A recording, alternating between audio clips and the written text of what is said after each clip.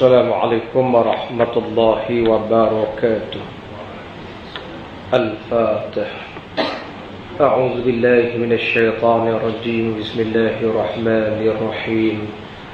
الحمد لله رب العالمين الرحمن الرحيم مالك يوم الدين.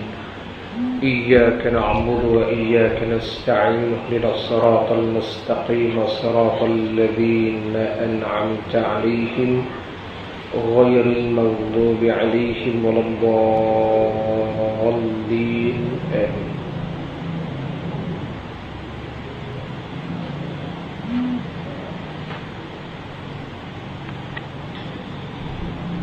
الحمد لله رب العالمين والصلاة والسلام على سيد الأنبياء والمرسلين سيدنا ومولانا محمد وعلى آله وأصحابه أجمعين. اللهم ربنا اشرح لنا صدورنا. اللهم يا الله lapangkanlah dada kami, wa yassir lana umurana, dan permudahkanlah segala urusan kami, wahlul 'uqdatan min lisanina yafqahu qawlana, dan bukalah simpulan lisan kami. Amin ya rabbal alamin. Sidang jamaah hadirin hadirat muslimin muslimat yang dirahmati Allah subhanahu wa ta'ala. Alhamdulillah, pada hari ini kita bertemu di bulan kebesaran, bulan kemuliaan, bulan kelahiran junjungan besar Nabi kita Muhammad sallallahu alaihi wasallam. Dan sebagai tanda cinta kita pada Rasul, antara kewajiban kita semua ialah mempertahankan ajaran-ajaran Rasul dan menghidupkan sunnah Rasul sallallahu alaihi wasallam. Itu tanda cinta kita pada Rasul. Sayang Rasul, cinta Rasul ini ittiba'us sunnah, kita ikut sunnah Rasul sallallahu alaihi wasallam. Dan antara sunnah yang ditinggalkan oleh baginda Rasul ialah beberapa ibadat yang sunat, termasuklah solat sunat. Antaranya tajuk yang kita bincangkan dalam kitab Bahrul Madhi ini, solat sunat duha, yang merupakan sunnah Nabi sallallahu alaihi wasallam ialah solat sunat duha. Walaupun ada di kalangan ulama sendiri yang menyebutkan bahawa duha itu tidak ada, namun demikian kita di dalam mazhab Syafi'i berdalilkan beberapa hadis Rasul sallallahu alaihi wasallam. Antaranya hadis yang disebutkan oleh Imam Qistalani dalam Syarah Al-Bukhari, yang telah mengambil istinbat hukum oleh setengah ulama bahawa solat sunat duha, bahawa solat duha itu adalah suatu ibadat yang sunat. Cuma ulama berbeza pandangan, kerana apabila disebutkan hadis ini, hadis yang diriwayatkan oleh Imam Tirmizi daripada Abdurrahman bin Abi Layla, kata beliau, ma akhbarani ahadun annahu ra'a an-nabiy sallallahu alaihi wasallam yusalli ad-duha illa Ummu Hani. Kata Abdurrahman bin Abi Layla, tidak ada orang yang beritahu, tidak ada seorang pun yang beritahu bahawa mereka pernah melihat Rasulullah sallallahu alaihi wasallam sembahyang duha melainkan Ummu Hani. Ummu Hani ini adalah sepupu Rasulullah, adik-beradik dengan Sayyidina Ali bin Abi Talib. Jadi ceritanya ketika pembukaan kota Makkah, Rasulullah sembahyang di rumah Ummu Hani sebanyak 12 rakaat. Yang jadi perbezaan pandangan ulama-ulama, adakah sembahyang itu solat duha atau solat itu kerana pembukaan kota Makkah. Jadi setengahnya mengatakan yang Nabi sembahyang itu adalah kerana pembukaan kota Makkah, kerana kemerdekaan tanah Mekah. Sebab tu kita ni kalau sambut merdeka patut-patut sembahyang sunat Syekh. Tak, bukan berarak tu, itu tak ada kan. Sunnah Nabi bila berlaku Fathu Makkah, Rasulullah sembahyang sunat 12 rakaat. Dan solat itu dilakukan di rumah Ummu Hani pada waktu duha. Sembahyang tu pada waktu duha. Jadi setengah ulama mengatakan yang Nabi sembahyang itu adalah duha. Setengahnya kata tidak. Sembahyang tu kerana buka kota Mekah, cuma pada waktu duha. Jadi setengah ulama kata waktu duha, sembahyang duha lah. Kata mereka tak, sembahyang buka kota Mekah, cuma waktu duha. Oleh kerana waktu duha, sembahyang duha. Jadi balas situ ya. Jadi beza pandang di situ tentang sembahyang duha ini. Jadi hadirin hadirat, Al-Imam Qastalani sebut dalam Syarah Al-Bukhari, hadis ini tempat istinbat, tempat ambilan hukum setengah ulama yang menyatakan bahawa duha ini hukumnya sunat. Ya, maknanya kalau ada yang kata duha ni tak ada, kita raikan dia pun betul. Dan yang kata ada pun betul. Jadi itu antara amalan-amalan sunat berhubung dengan solat duha. Kemudiannya pada bilangan 417, sembahyang duha itu berapa rakaatnya? Ya saudaraku, dengan sepotong hadis ini tahulah kita akan rakaat sembahyang sunat duha. Jadi Abdul Rahman bin Abi Layla pun sebut, ma akhbarani, tidak ada yang beritahu saya ni, seorang pun tak pernah beritahu saya bahawa mereka, yakni sahabat-sahabat, pernah melihat Rasulullah sallallahu alaihi wasallam sembahyang duha, melainkan Ummu Hani. Jadi Ummu Hani menyebutkan tentang sifat Nabi sembahyang duha. Lalu kata Abdul Rahman bin Abi Layla, fa innaha haddathat anna Rasulullah sallallahu alaihi wasallam dakhala baitaha yawma fathi Makkah faghtasala fasabbaha 8 raka'atin. Maka bahawasanya telah bercerita Ummu Hani akan bahawasanya Rasulullah sallallahu alaihi wasallam masuk baginda akan rumahnya, rumah Ummu Hani, pada hari menang perang Mekah, pada hari pembukaan kota Mekah, dipanggil Fathu Makkah. Maka mandi Rasulullah dan sembahyang sunat duha baginda 8 rakaat. Jadi ini hadis berhubung dengan solat sunat duha. Jadi Nabi buat di rumah Ummu Hani, sepupu Rasul. Ummu Hani ini adik-beradik dengan Sayyidina Ali bin Abi Talib. Jadi itulah, kalau orang kata tak ada, kita kata ada daripada perbuatan Rasul ini. Cumanya berbeza pandangan, adakah Nabi sembahyang duha atau sembahyang kerana kemenangan, kemerdekaan kota Makkah. Di sini jugalah kita kalau nak ikut nak sambut merdeka ni, patut-patut waktu duha tu sembahyang 8 rakaat. Barulah betul Syekh. Baik, ini tentang duha. Maka dapat ketahui bahawasanya sunat duha itu boleh dikerjakan 8 rakaat. Jadi tuan-tuan nanti kalau orang tanya berapa rakaat, boleh buat sampai 8 rakaat. Paling pendek 2 rakaat. Serakaat boleh Ustaz? Tak main lah. Serakaat ni witir boleh. Tapi witir malam hari, siang hari tak ada witir. Jadi hadirin hadirat, paling pendek 2 rakaat. Nanti ada yang tanya lagi, kalau kita masuk masjid, nak mayang tahiyatul masjid ke nak mayang duha dulu? Jawapannya boleh buat kedua-duanya sekaligus kalau di masjid. Tahiyatul masjid serta duha. Boleh. Ya, hadirin hadirat para jemaah rahmati Allah, tapi ingat tahiyatul masjid dia boleh gabung ya.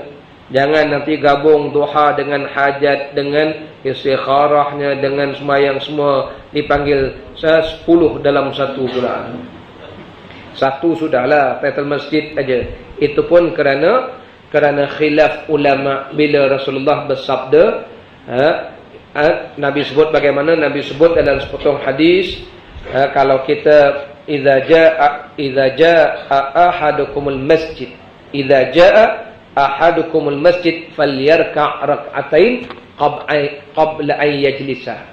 Nabi bersabda, bila masuk seorang kamu, bila datang seorang kamu dengan maksud dia datang masuk masjid, maka hendaklah dia sembahyang 2 rakaat sebelum duduk. Ulama-ulama duk bahas Nabi suruh sembahyang 2 rakaat. Adakah mesti tahiyatul masjid? Nabi hanya suruh sembahyang 2 rakaat. Maka setengahnya mengambil hukum apa saja sembahyang yang kita masuk masjid dianggap tahiyatul masjid. Kerana Nabi menyebutkan falyarka' rak'atain, hendaklah dia sembahyang 2 rakaat sebelum duduk. Nabi tak mention sembahyang apa. Nabi hanya suruh sembahyang 2 rakaat belum duduk. Jadi apa saja sembahyang yang tuan-tuan buat sebelum duduk dianggap tahiyatul masjid. Tetapi sebilangan ulama melihat dari sudut yang lain. Nabi bersabda, bila datang seorang kamu ke masjid, hendaklah sembahyang 2 rakaat sebelum duduk. Maka sembahyang itu tujuannya tahiyat, memulia, menghormati masjid. Maka sembahyang itu mesti sembahyang tahiyatul masjid dulu. Itu namanya dia punya pandang sudutnya tak sama, tapi pahamnya sama. Hadis yang sama difaham berbeza. Yang ni kata Nabi suruh sembahyang 2 rakaat, menunjukkan sembahyang itu tujuannya hormat masjid, tahiyat masjid. Maka mesti sembahyang tahiyat masjid, baru boleh sembahyang lain. Setengahnya kata tak, Nabi suruh sembahyang 2 rakaat. Nabi tak sebut sembahyang apa, yang penting 2 rakaat. Kita bermasuk sembahyang duha, selesai masalah. Jadi kalau yang berpegang pada mesti tahiyatul masjid, buat tahiyatul masjid 2, kemudian buat duha 2. Kita pegang apa saja sembahyang masuk masjid dianggap tahiyatul masjid. Kita bermasuk sembahyang duha 2 rakaat, kita pun niat 2-2 tahiyatul masjid serta duha pun dikira sah juga. Itu namanya beza pandang. Yang penting Syekh sembahyang, Syekh. Ya? Ini banjir pun tak sembahyang. Allah Rabbi, ya tak? Oh, sedih tuan-tuan dengar cerita. Cerita seronok pun ada, cerita sedih pun ada. Yang sedih itu, duduk masjid pun tak sembahyang. Duduk masjid pun main gitar. Jadi itu yang sedihnya. Jadi kadang-kadang inilah manusia kita. Jadi kita belajar ni nak beramal supaya dapat kita amalkan. Kita dah sebut dulu dah apa tujuan kita sembahyang sunat ni tuan-tuan. Apa tujuan kita ni sembahyang sunat ini? Walaupun orang kata sembahyang ini, sembahyang duha ni murah rezeki, sebenarnya rezeki kita ni boleh murah dengan cara cari ampun Allah. Lepas tu kita beribadat ni, tuan-tuan nak cari apa dia? Jawapannya kita beribadat, datang masjid, datang surau ni mencari ampun Allah. Kita ni besok kan dah nak mati. Mati-mati ni besok kita nak ke syurga ke neraka tuan-tuan? Syurga. Jangan jawab, ada aku kisah. Allah Syekh, tanya budak-budak yang merempit pun macam bro kalau mati. Kita orang bang nak ke syurga juga bang. Sebab tu kita orang dah tukar jadual merempit malam Jumaat bang. Tukar jadual merempit Jumaat je. Pasal apa malam Jumaat? Senang Ustaz, kalau mati besok malaikat kanaki tak tanya Jumaat kan. Dia pun cadang malam Jumaat rempit tu. Itu dipanggil mak rempit yang beriman dipanggil. Tuan-tuan tanyalah siapa pun. Tanya pelacur-pelacur pun nak pergi syurga belaka-belaka. Kawan saya ceramah depan maknya, depan pondan saya ceramah. Saya tobat kalau jemput tak pergi saya. Depan pondan nak ceramah. Apa? Buat dikenyit kita ya. Tak tidur malam kita ya. Kalau perempuan kenyit boleh kira lagi. Pondan kenyit. Sebab salah kita tu.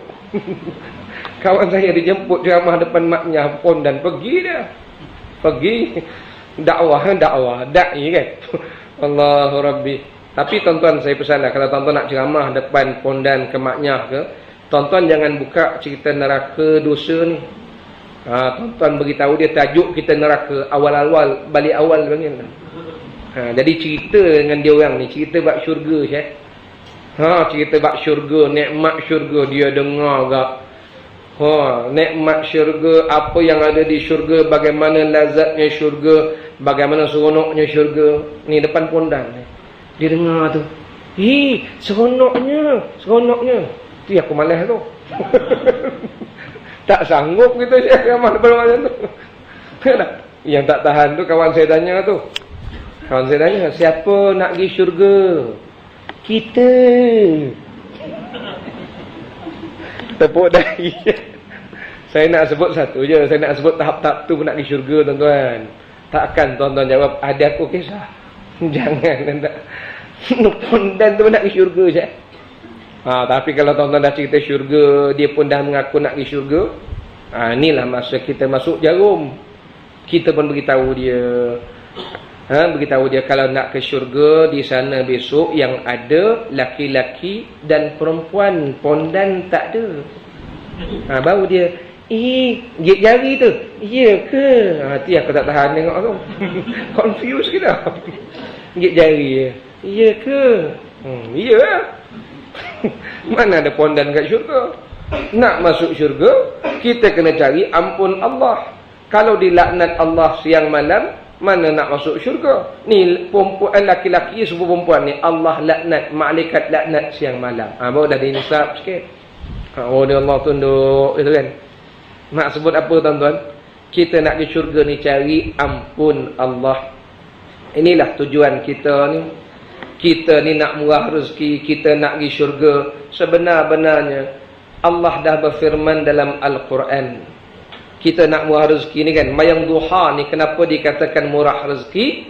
Kerana hadirin hadarat, kita sembahyang ini pengampun dosa. Jadi kita ni rezeki kita ni banyak sangkut sebab banyak dosa. Maka itulah kita ni carilah ampunan dosa sebanyak-banyak itu. Dalilnya dalam surah Nuh. Allah berfirman, Nabi Nuh sebut pada kaum dia. Kata Nabi Nuh pada kaum dia, apa kata Nabi Nuh? Kata Nabi Nuh AS, dipanggil apa dia Nabi Nuh sebut dalam Quran itu. Inni da'autu qaumi laylan wa nahara wa lam yazidhum du'ai ila firara. Inni da'autuhum litaghfira lahum ja'alu asabi'ahum fi Nabi Nuh ajak kaum dia, faqultu astaghfiru rabbakum innahu kana ghaffara. Nabi Nuh beritahu pada kaum dia, beristighfarlah sekalian kamu, minta ampun sekalian kamu, istaghfiru rabbakum akan Tuhan kamu, tu minta ampun pada Tuhan. Innahu kana ghafara, sungguhnya Allah Ta'ala Maha Pengampun. Innahu kana ghafara, sungguhnya Allah Maha Pengampun. Bila kamu sudah minta ampun, yursilis samaa'a 'alaikum midrara, nanti Allah akan turunkan hujan yang banyak dari langit itu.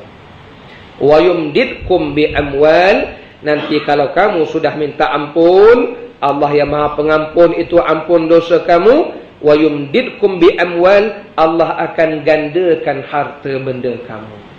Itulah tujuan kita sembahyang duha ni, nak minta ampun. Itu pasal murah rezeki. Jadi kalau tengok dalam bab-bab murah rezeki ni, antara sebab murah rezeki ni orang yang banyak istighfar minta ampun, ini jalan murah rezeki. Batu kita disuruh main duha ni, minta Allah buka pintu rezeki kita. Tapi pintu rezeki ni tuan-tuan nak minta ampun ni bukan saja mayang duha. Tuan-tuan datang majlis ilmu ni pun duduk dalam majlis ilmu, majlis Allah ampun juga. Batu orang datang majlis ilmu dikatakan murah rezeki Syekh. Ini pintu murah rezeki ni. Jadi biar kita dia tahu, jangan cakap kat orang lain tahu. Diam-diam ya. Bukan nak marah, geram. Kita cakap tak? Sebab orang mengadu, kenapalah sempit rezeki. Ini memang dah sebut dalam hadis Rasul. Nabi sebut dah. Lepas tu kita sambut bulan maulid ni, kena yakin dengan Rasul. cari hadis-hadis Nabi di mana pintu-pintu rezeki kita jumpa. Allah hadirin hadirat, antaranya majlis-majlis ampun ni, majlis Allah maha rezeki. Jadi rezeki ni tersangkut sebab dosa kita. Dosa kita. Lepas tu disuruh kita minta ampun pada Allah. Rezeki kita Allah akan murahkan. Tengok mana lagi dalil Allah murahkan rezeki manusia. Firman Allah dalam surah At-Talaq yang dinamakan ayat 1000 dinar. Wa may yattaqillah yaj'al lahu makhraja wa yarzuqhu min haitsu la yahtasib. Dalil tu dalil. Allah berfirman, "Wa man yattaqillah," dan siapa-siapa yang bertakwa. Allah letak syarat takwa. Apa makna takwa? Apa Allah suruh buat, buat. Apa Allah larang tinggal, tinggal.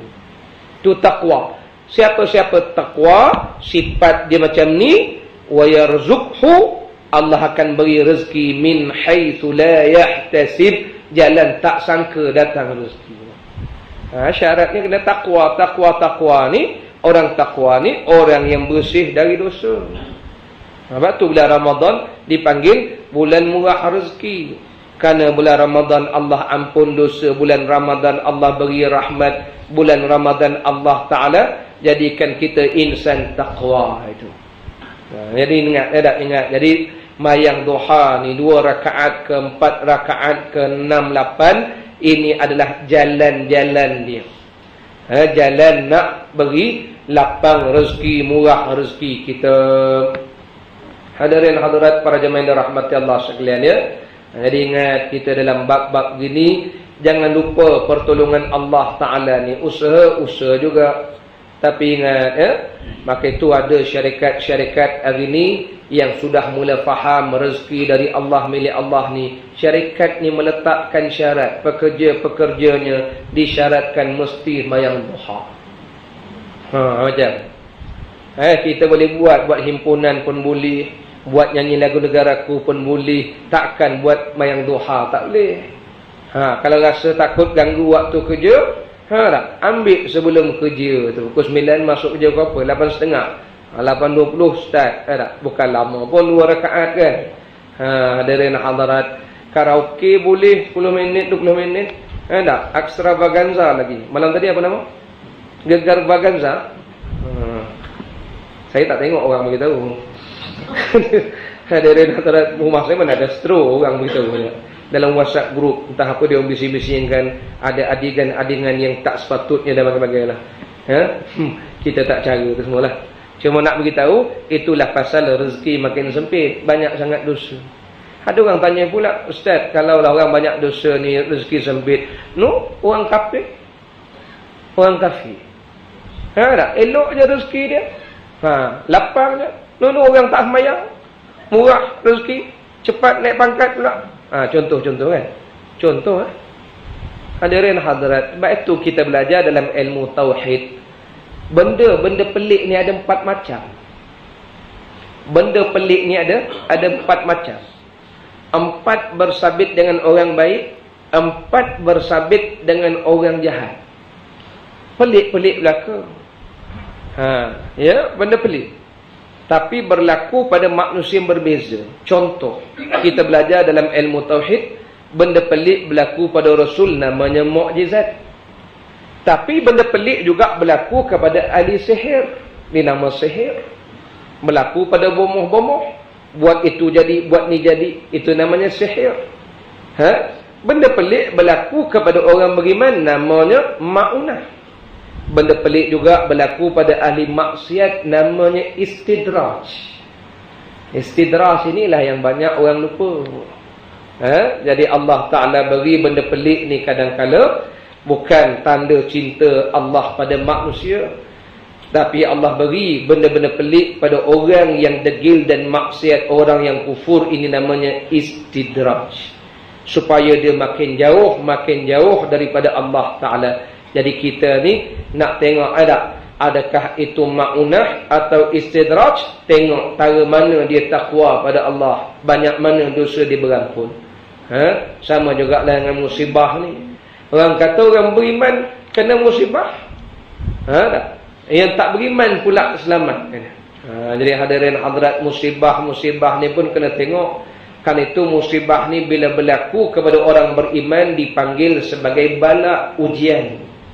Tapi musibah kalau menimpa kepada orang yang kufur, itu dipanggil musibah itu al-jaza, balasan. Contoh musibah yang menimpa umat-umat terdahulu, kaum Ad, kaum Samud, pengikut Fir'aun. Fir'aun ditenggelamkan. Jangan pula kita kata apa yang menimpa Fir'aun itu ujian Allah. Sebab tu kita kena tahu bezakan mana ujian, mana balasan. Dia jadi balasan kalau orang tak beriman. Jadi ujian kepada orang beriman. Benda sama aja. Nikmat macam tu juga. Nikmat kalau mencurah-curah. Kalau pada orang beriman, nikmat itu dipanggil ujian. Tapi kalau kepada nikmat itu kalau menimpa kepada orang yang tak beriman dipanggil ujian. Tapi nikmat kalau diperolehi oleh orang beriman namanya balasan. Terbalik pula. Faham? Faham tak faham ni? Menung tuan-tuan. Kalau orang beriman dapat nikmat berbagai-bagai, itu namanya nikmatul jaza, Allah balas. Oleh kerana dia rajin duha, Allah beri dia rezeki murah. Dia kena ingat yang itu balasan Allah kerana taat dia pada Allah. Tapi orang tak beriman, murah juga rezeki, itu jadi ujian pada dia. Allah nak uji dia. Tu orang tak beriman dapat nikmat juga Syekh. Tapi orang beriman datang musibah, namanya ujian pula. Orang tak beriman pun Allah uji juga. Orang kufur Allah uji, Allah beri musibah, tu namanya balasan. Jadi kita nak ukur apa yang berlaku hari ni balasan ke ujian, tengoklah pada siapa dia, siapa orang dia. Sebab tu kita ni kena persiapkan diri kita jadi orang beriman. Rasulullah sendiri bersabda, apa sabda Nabi? Ajaban li amril mu'minin, amat menakjubkan urusan orang yang beriman. Nabi guna kalimah ajaban. Ajaban ni kita kata ajaib sungguhlah, heran sungguhlah orang beriman ni. Heran. Nabi guna kalimah heran sungguh orang beriman ni. Dan tidak berlaku illa li mu'min, kecuali orang yang betul-betul beriman. Apa yang herannya? Herannya sabda Nabi, bila ditimpa pada dia musibah, sabara, dia sabar. Bila ditimpa, bila dikurnia padanya nikmat, syakara, dia syukur. Ini sifat orang beriman. Sifat orang beriman ni tuan-tuan yang Nabi kata kagum sungguh orang beriman. Bila datang musibah, dia sabar. Sabar ni pun kena faham juga lah. Itu yang tak tahan tu, kena musibah, mayang pun tidak. Apa hal? Sabar. Tu bukan sabar. Itu sebab sabar tu nak kena faham betul-betul. Sabar bukan macam tu. Sabar ni walaupun susah, mayang tak lupa. Tu sabar. Ya. Jadi banyak kita ni batu sabar tu separuh daripada iman kita, syukur pun separuh daripada agama kita. Sabar separuh agama kita, syukur pun separuh agama. Dua benda ni kena jaga.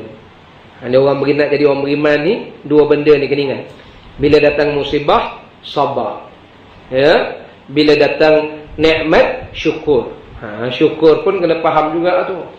Banyak ada orang bersyukur, alhamdulillah. Alhamdulillah tu bukan syukur, itu puji, dipanggil sana. Batu dalam tauhid, alhamdu dengan asyukru dua benda yang berbeza. Banyak orang memuji. Allah berfirman, wa qalilum min ibadiyah syakur. Yang bersyukur sikit, yang puji banyak. Batu kena faham tu. Puji apa, syukur apa. Sebab tu banyak orang puji Allah, tapi tak banyak bersyukur. Contoh, kena nombor ekor. Macam alhamdulillah, first prize ya. Gila. Nombor ekor, first prize, alhamdulillah. Adakah dia bersyukur? Orang bersyukur, dia tak boleh main nombor ekor. Itu syukur. Tonton syukur nikmat. Syukur nikmat bukan pergi pukul orang. Syukur nikmat yang anggota kita ni guna untuk tolong orang, bukan pergi pukul orang. Syukur pada Allah ni, anggota kita ni letak untuk ibadat pada Allah. Allahu Akbar, angkat takbir. Itu nama syukur nikmat. Ini nikmat ada, tapi tak tahu nak guna nikmat-nikmat yang Allah bagi. Macam itulah kita je. Jadi dalam bab-bab ini, hadirin hadirat, kita kena ingat ya, bahawa Allah Ta'ala sebut, jadi kita ni nak masuk golongan ini, golongan yang nak murah rezeki ni ialah apabila dia bertakwa kepada Allah. Allah janji, wa yarzuqhu min haitsu la yahtasib. Allah akan beri rezeki jalan dia tak sangka rezeki datang. Tapi itulah nak kena syukurlah. Macam kita hari ni lah tuan-tuan, kita hari ni tak kena musibah kan. Maknanya kita sekarang dalam nikmat tu.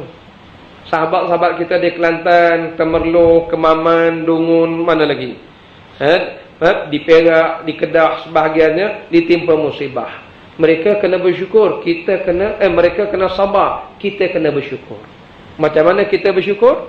Nikmat kita yang lebih ni, jangan lupa tolong dia orang. Itu nama syukur atas nikmat kurnia Allah. Jangan ingat syukur ni kita nak makan seorang aja. Atau syukur nikmat ini, Nabi sebut ini ajaban. Nabi guna kalimah sangat mengkagumkan urusan orang beriman ni. Tidak berlaku illa lil mu'minin, dia hanya akan berlaku pada orang yang beriman saja. Apa sabda Nabi? Idza asabathum musibah, bila mereka ni kena musibah, sabar, mereka dia sabar. Tak lupa Allah, masih dengan Allah. Tapi tuan-tuan, ada orang yang bila ditimpa musibah lupa. Ini cerita petugas-petugas yang dicuci surau masjid. Allah, tuan-tuan, boleh tempat-tempat, setengah tempat ni mari orang luar datang nak cuci surau masjid, orang kampung tolong pun tak mau. Tok Imam dengan Tok Imam, Tok Bilal, Tok Ketua Kampung lah tolong. Orang kampung buat dak. Allah, satu kisah tu lah, rumah dia sebelah masjid. Ini kisah benar, kawan saya pergi. Sebelah masjid rumah. Oleh kerana paip hari ni air diberi percuma kerana musibah, jadi guna paip rumah dia, mencuci rumah dia. Sudah cuci rumah dia, nak cuci masjid, tobat dia tak bagi. Berkelahi dulu. Sampai kelahi pun tak bagi dia. Tak? Rupanya bukan kaki masjid. Ini manusia macam ni pun ada. Patut-patut dia syukurlah dia tu panjang umur. Tak?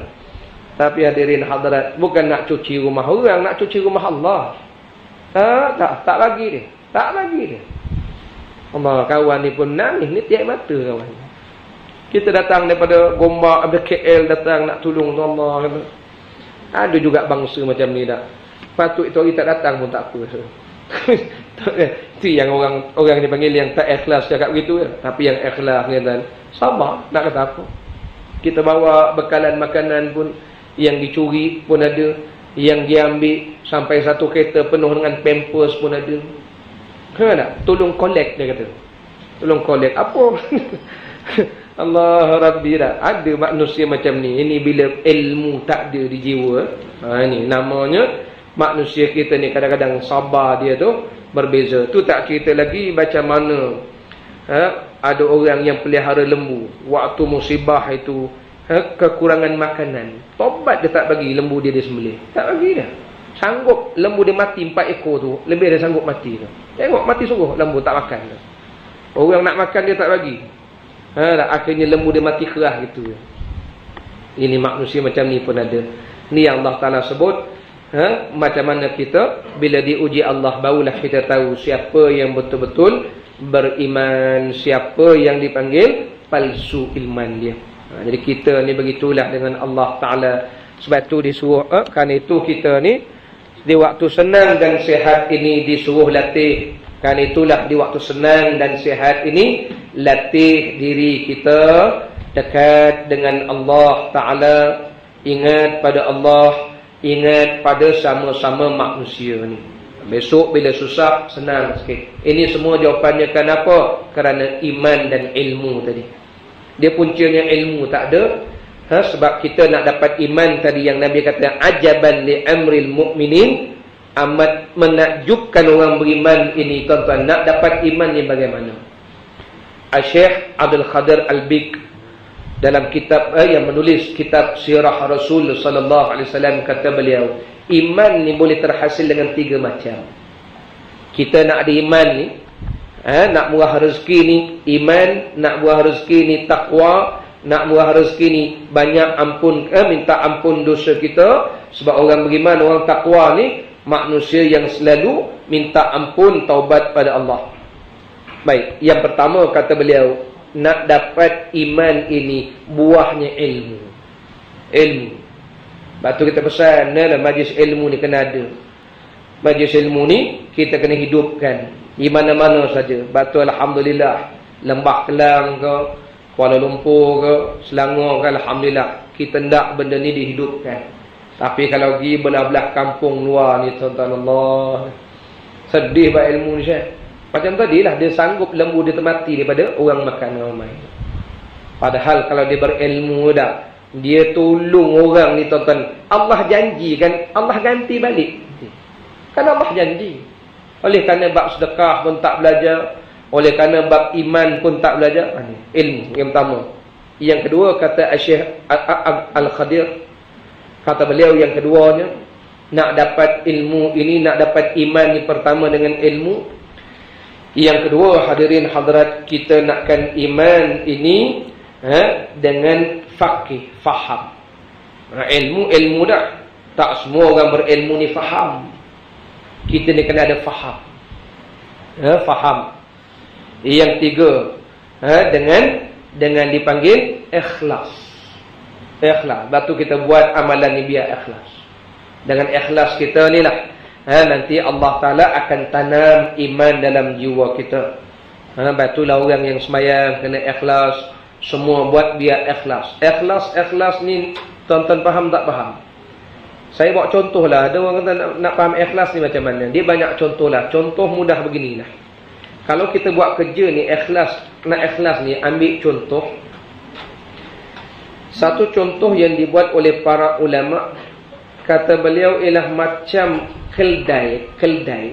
Keldai ni kalau dia suruh pikul kitab, tuan-tuan, pikul kitab hantar mana, keldai ni dia tak ada pun nak action ke, bongkak ke, tak ada.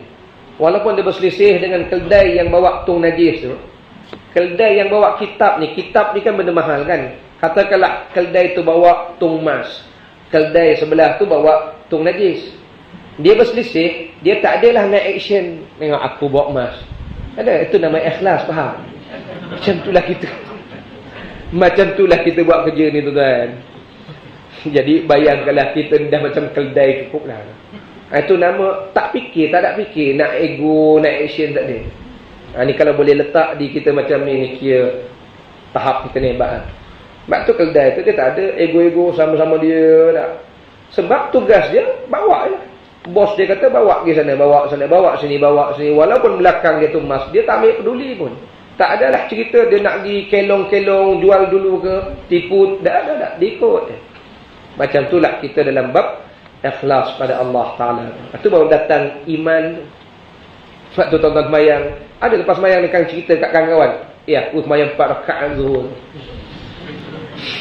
Kalau tahap tu lagi tuan-tuan dengan keldai, teruk tuan dengan. Faham ya? Itu ikhlas. Sebab tu tuan-tuan semayang lama ni taklah cerita kat orang kan. Ada nak semayang tadi, lepas semayang, kau tahu tak, aku ada satu cerita. Apa dia? Sebelum semayang ni aku ambil uduk nanya tahu. Kawan kita tengok, bengong kau. Bengong, aku ambil uduk, aku basuh 3 kali muka, aku basuh 3 kali tangan. Engkau ada? Engkau orang ada? Tak payah cerita lah tuan-tuan. Itu nama orang ikhlas. Itu nama ikhlas. Sebab itu bagus lah tuan-tuan. Saya tengok tuan-tuan ni bagus lah. Itu pun setelah dilatih sekian lama kan. Iya, masa budak-budak dulu kita action juga, Syekh. Action dengan kawan-kawan. Kau dah mayang belum? Aku mayang tu. Action. Itu masa martabat kita nak naik. Kalau tahap hari ni, tahap tu lagi tuan-tuan. Tuan-tuan ingatlah keldai seko cukup lah. Ya, maknanya tak boleh lawan keldai lagi lah kita. Baik, hadirin hadirat. Balik tajuk kita duha ni tadi.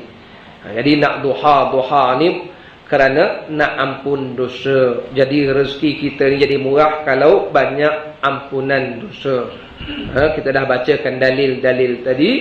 Dan kita semayang duha, semayang tahajud ini dikatakan murah rezeki. Kita semayang sunat ini dikatakan murah rezeki. Sebab apa? Sebab hadirin hadirat, kita sudah letak diri kita ni martabat taqwa.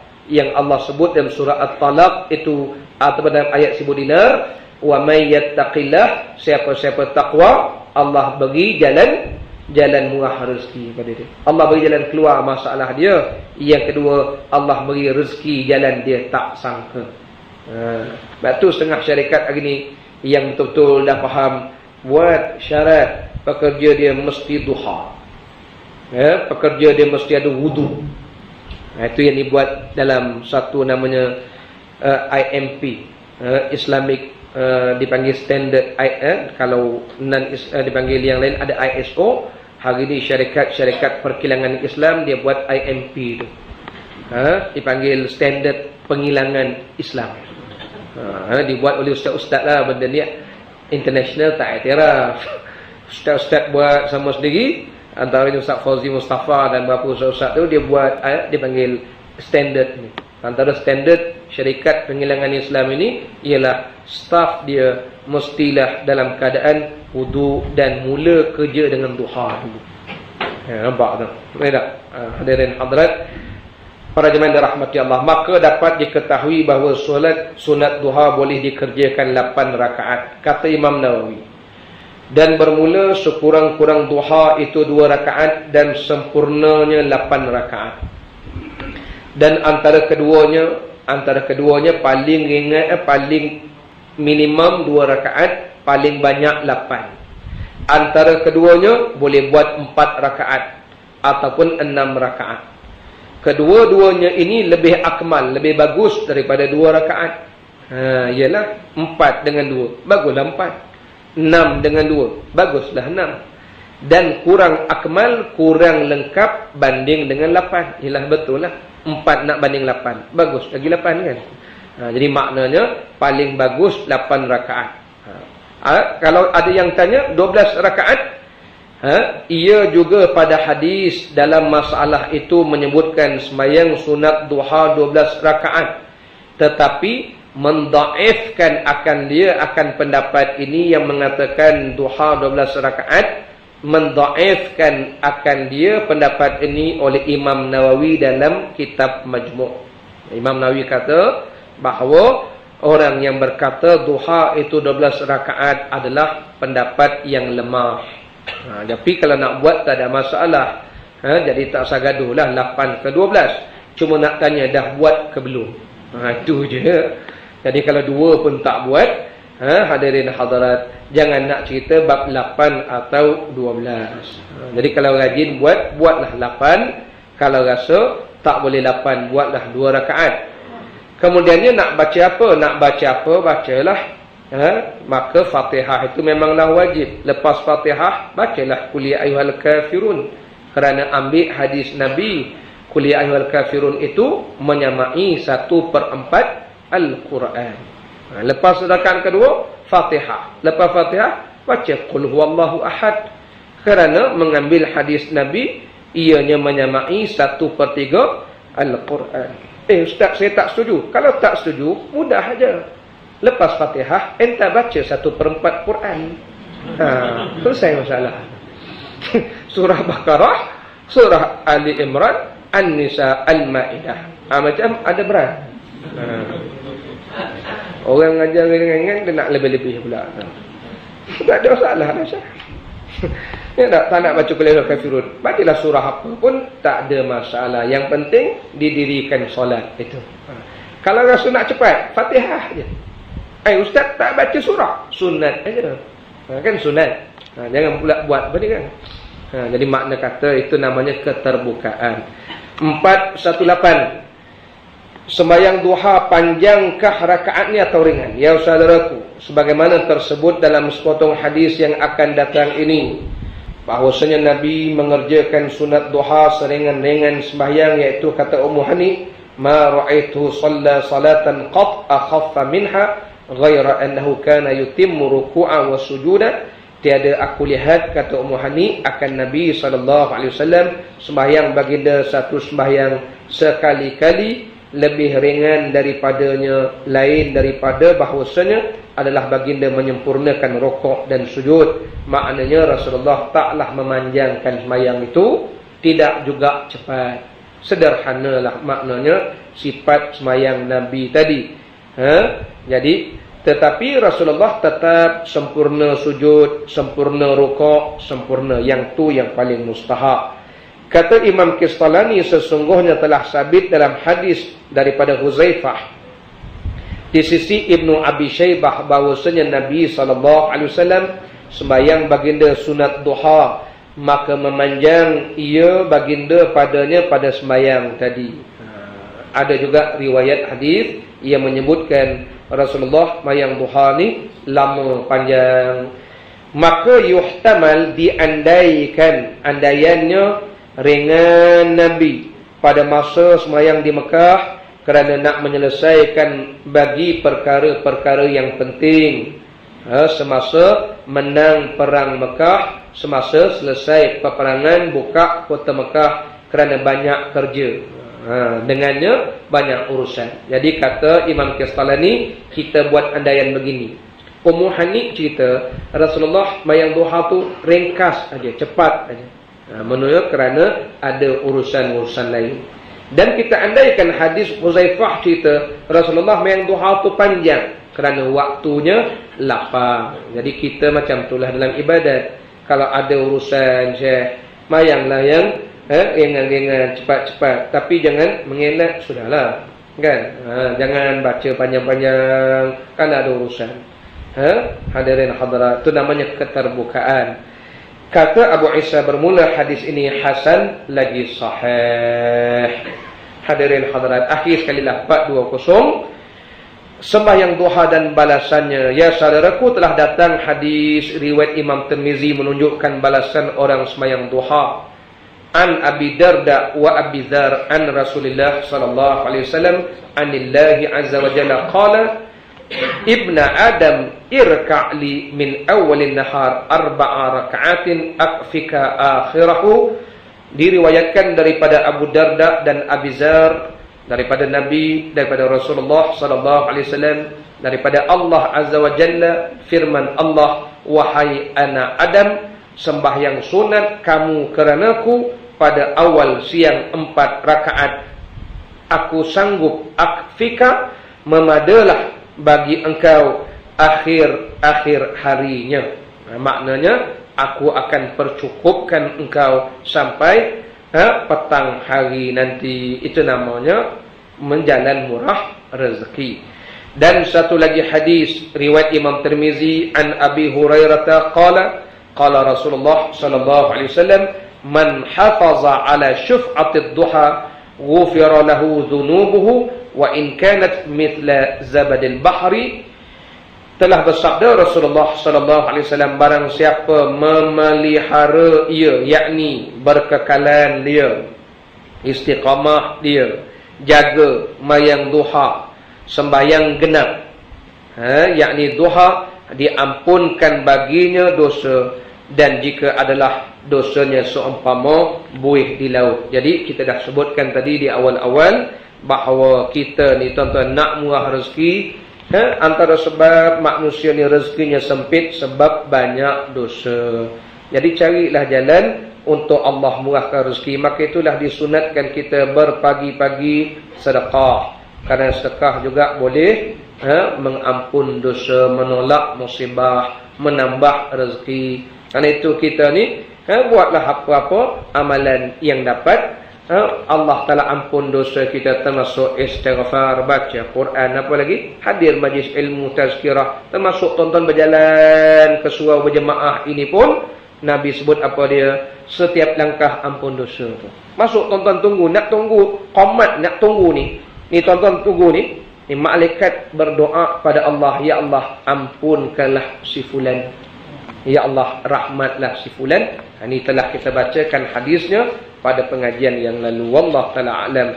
Jadi kesimpulannya, kita ni kalau nak murah rezeki, cari di mana tempat ampunan Allah Subhanahu wa taala. Dan sebelum saya mengundur diri, tuan-tuan, kita pun nak minta ampun Allah banyak-banyak ni kan. Jadi saya pun nak buat satu program sedekah dan wakaf ni. Ini saya dah bawa dulu, tapi kita bawa lagi. Kitab ini ialah kami syarikat di bawah Abad Sinergi. kita terbitkan dipanggil Al-Quranul Karim, tapi yang ini hanya juzu amma, berwarna, tajwidnya berwarna, yang memang kita pattern, tulisan pun kita pattern sendiri, coloring pun kita pattern, dan kita sudah dapat kelulusan daripada Kementerian Dalam Negeri di bawah Lajnah Tashih Al-Quran. Jadi benda ni sudah disahkan kebenaran dia. Juzuk amma ni kita buat program wakaf. Dan kita dah hantar alhamdulillah sumbangan tuan-tuan 800 unit ke Kamboja untuk memanjangkan wakaf kita. Dan dalam usaha dakwah kita ini, kami baru ni pergi ke Sabah berbincang dengan UMS dengan kerjasama kelab rakan masjid dan juga jabatan mereka. Kita akan buat program di Sabah dan Sarawak juga insya-Allah. Dan sekarang ini tuan-tuan, dengan musibah banjir yang bagai-bagai ini, kita dimaklumkan di Temerloh ke mana saja. Sebab saya sebut Temerloh ni, tim kami ditugaskan bertugas di Temerloh, Dungun dan Kemaman. Ada tim yang pergi ke Kuala Krai dan bagai-bagai. Jadi memang totally out, hilang, habis, semua rosak lah. Jadi kalau kita boleh sumbangkan ini pada mereka hadirin hadirat, nilainya RM15 sajalah. Dia boleh sentuh walaupun tak ada uduk, kerana kita sertakan dengan terjemahan pimpinan Ar-Rahman di belakang dia tu, dan asbab an-nuzul pun ada sekali. Dan kemudiannya hadirin hadirat, selain itu, kalau tuan-tuan rasa nak milik, nak jadi hak milik pun boleh. Ambillah dengan nilai RM15, buat simpan di rumah kita. Juzuk amma ni, juzuk amma. Dan kami sedang menyiapkan Al-Quran secara kamil sepenuhnya, dan insyaAllah akan siap tahun inilah. Cuma kita perlu hantar ke Lajnah Tashih untuk dia semak tulisan-tulisan dan tajwid bagai-bagai itu. Dan insyaAllah itu juga kita akan buat program wakaf sebenarnya, untuk wakaf kita. Jadi kalau tuan berhajat untuk memanjangkan wakaf, niatlah pada kita dan pada mereka yang telah meninggal pun boleh. Mudah-mudahan hadirin hadirat dapat dipanjang-panjangkan. Banyak tempat yang perlukan benda ni. Semoga dapat jadi bahan bacaan mereka dan untuk menolong mereka. Macam kita ke Sabah baru ni, tuan-tuan percaya tak percaya, di sana tuan-tuan bukan senang nak dapat benda-benda gini. Nak dapat buku agama pun susah. Tak macam kita lah. Kita ni berlambak buku-buku macam banyak kan. Jadi itu kita tolonglah, bantu mereka di sana. Seperti itulah. Jadi sahabat saya di luar ada untuk menerima layanan tuan-tuan. Wallahu ta'ala alam. Seperti itu saja. Bismillah sallallahu alaihi wasallam Muhammad wa ala alihi wa sahbihi wa baraka wa sallam. Aqimus salat.